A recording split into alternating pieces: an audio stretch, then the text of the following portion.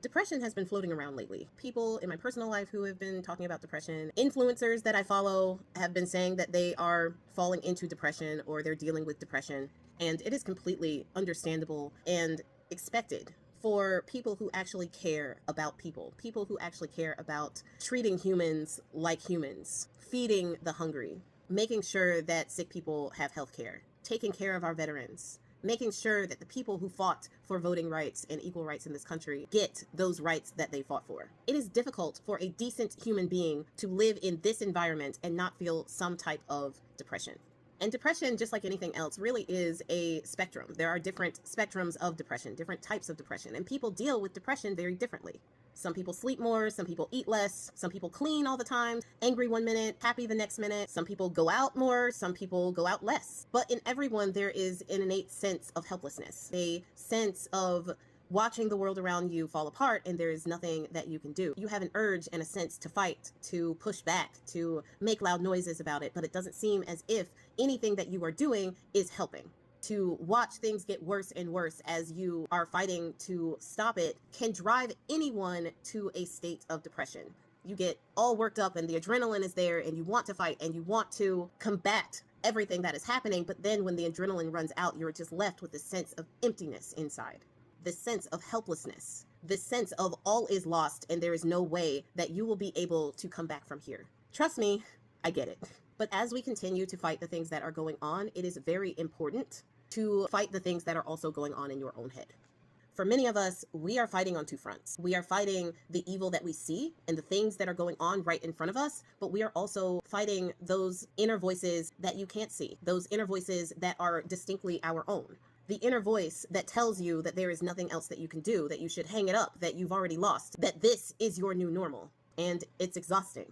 It's there in the morning when you wake up, as you go throughout your day, as you go to sleep at night, and it's in your dreams. It's like an icy hand gripping your bare shoulder and you can't shake it off.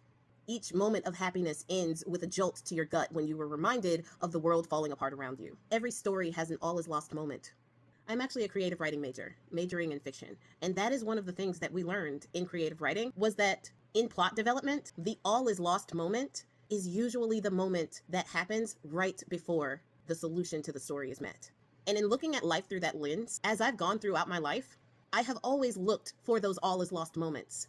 And to my surprise, every time something really hits the fan and I really want to be down on myself and I really want to give up in that moment, the clouds break and I can see the light in this situation that we are in. It is grim. And I believe that it will get worse before it gets better. But the thing is, everything that is happening right now, we've seen it before. And we know how those stories ended too. And in each one of those stories, there were all is lost moments. The assassination of Dr. King, right at the peak of the civil rights movement. People thought at that time that all was lost. People thought with him being gone, the movement was done. It was not going to work. But that's not what happened. After that all is lost moment, the clouds broke and people of color got equal rights. Was it perfect? No. Was it still within a racist system that was designed to keep those people down? Yes, but it wasn't the same as it was. So what do we do in our all is lost moment, as our country and the world itself seems to be falling around us? For one, take care of you. Focus inward for a second. Talk to somebody. Vent. Journal. Sometimes writing down your feelings is as good as therapy. Speaking one-on-one with someone, going to support groups, things like that can be very helpful. And if you're going to journal the truth. Put your true feelings down in there. Try to take an introspective look at yourself and your feelings and the root causes of why you feel that way and put it down on paper. Understanding why you feel the way that you feel, even beyond that surface level, can really help you to feel those feelings and accept them without falling into depression. Physical activity. I'm actually a Zumba instructor who teaches 5 classes a week, and I also lift weights. So I can tell you that there is a dopamine hit that you get when you exercise. Going out for a walk in nature, taking a group exercise class like Zumba or Pound or Commit or Mix Fit, going for a swim or a run or a bike ride. Not only does exercises like that keep your body healthy, but they also clear your mind, making it easier for you to think more positively. My go-to has always been dance. Even if you feel like you can't dance, just moving your body to music can be really helpful. Another thing is making sure that you get enough sleep.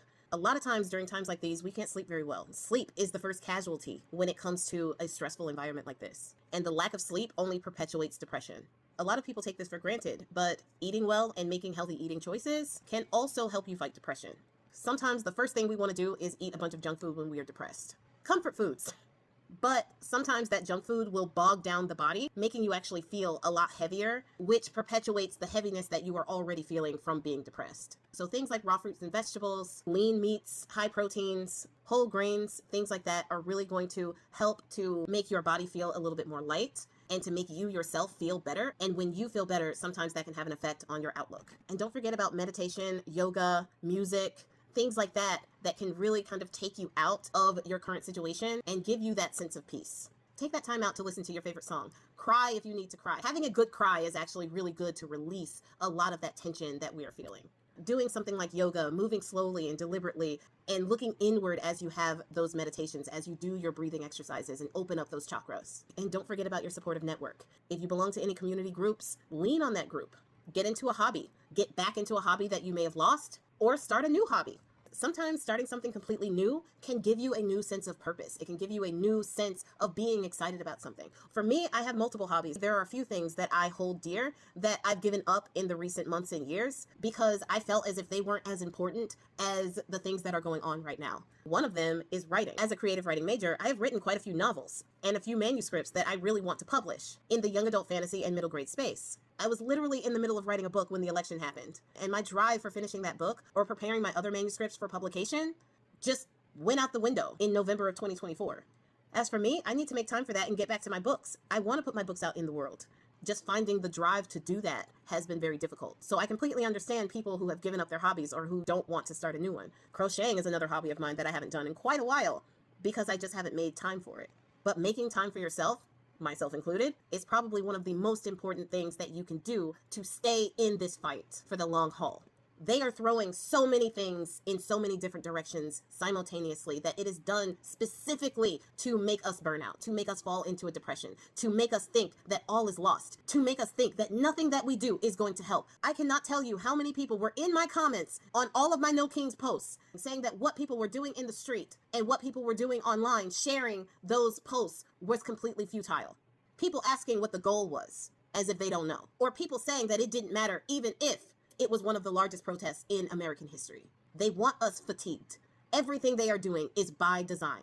But even though we need to continue to fight in every way that we can, we also need to understand that self-care is just as important. Because if this is not right, we won't be fit to help anyone else if we ourselves are not right. So be patient with yourself. Understand that the feelings that you are feeling right now, you are not alone. Any decent person who is looking at what is going on right now is feeling the exact same way that you are. Everyone is just dealing with it differently. So it's okay to be sad. It's okay to be angry. It's okay to hate the people who are doing this or hate what these people are doing. Give yourself grace to feel the things that you are feeling. Allow yourself to cycle through those emotions. Meditate and let them run through you. Trying to control the floodgates is only going to make things build up inside you. And all of that energy has to go somewhere. As powerless as many of us feel, we also need to realize how powerful we are, especially in numbers. You are not alone. I hope this video helps someone. If you know someone who is going through any type of depression because of the things that are going on right now, I hope that you share this video with them, and I hope that this video is encouraging. This is going to be a long fight, but we got this.